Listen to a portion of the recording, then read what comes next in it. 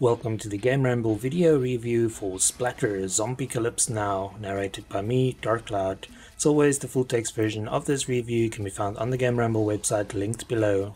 The TLDR for Splatter Zombiecalypse now is that it's a film noir style top-down shooter starring a trenchcoat and fedora wearing protagonist on a quest to kill a lot of zombies. The game doesn't skimp on the blood and gore, but can become slightly repetitive. However, plenty of guns, enemies and destructible environments ensure there's never a dull moment.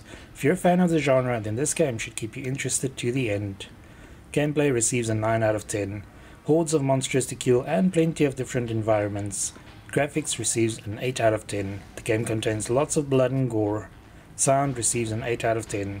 The voice acting is a bit ropey, but everything else sounds good. The overall score for Splatter Zombiecalypse now is 8.3 out of 10. And now for the full review. Splatter Zombiecalypse now opens with a badly wounded protagonist Max musing about the hellish week that he has had. It all began on a bloody Sunday when his doorbell rang and Max was accosted by a snarling zombie. The military kills the zombie but instructs Max to evacuate the city as everything has gone to hell. However, as soon as Max picks up a handgun from a corpse in the street, he decides to run towards the threat instead of away from it. It's probably not the wisest thing to do, but as Max is dressed in a leather trench coat and wears a fedora, he's probably not the type who listens to common sense. Along with the name, Max also shares a penchant for film noir and wisecracks with Max Payne of Remedy fame.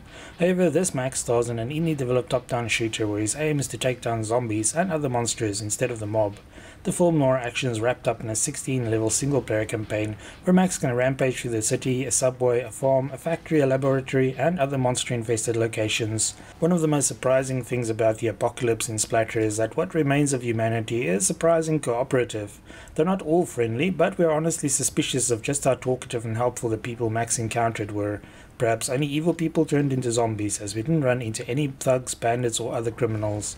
In fact, thanks to a choice player can make early in the game, Max is the only person who guns down an innocent man purely out of paranoia.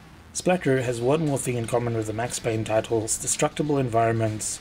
Sure, it doesn't look quite as impressive and weird from a top-down perspective, and you can't destroy walls, but the carnage you can leave in your wake is still admirable. The monsters are just as volatile as the environments, and all their gory bits remain on the ground after each encounter.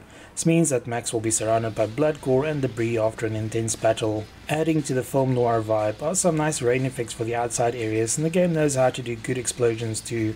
Splatter also does a great job of lights and shadows, although the quality of these can be adjusted for those with slower systems.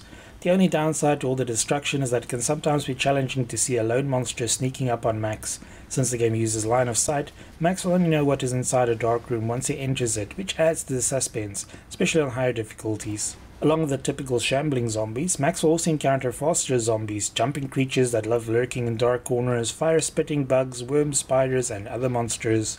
Joining these are also bigger bosses that typically require some strategy to beat. The Splatter nails the B-movie feel of a film noir zombie horror, but we're unsure whether the stiff voice acting was intentional. Nevertheless, the music is very fitting and the sound effects are good. The game works best with the typical mouse and WASD controls, but a controller can also be used. In fact, Splatter allows for up to 4 players to play together on one computer using whatever control method you can cobble together.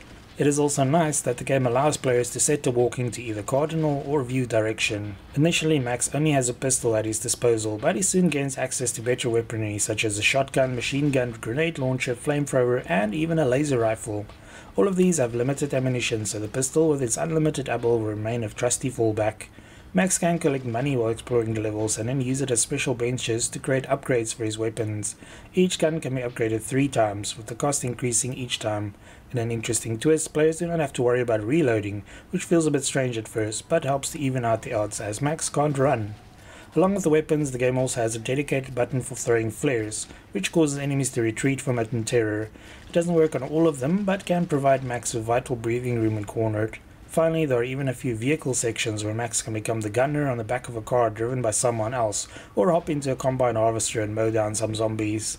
Overall, it didn't take us very long to complete the campaign, but we had a lot of fun along the way. The 4 different difficulty settings along with the leaderboards and achievements also mean that there's some replay value. Splatter also has a survival mode with different maps, including ones based on Crimson Land, a title from which this game draws a lot of inspiration.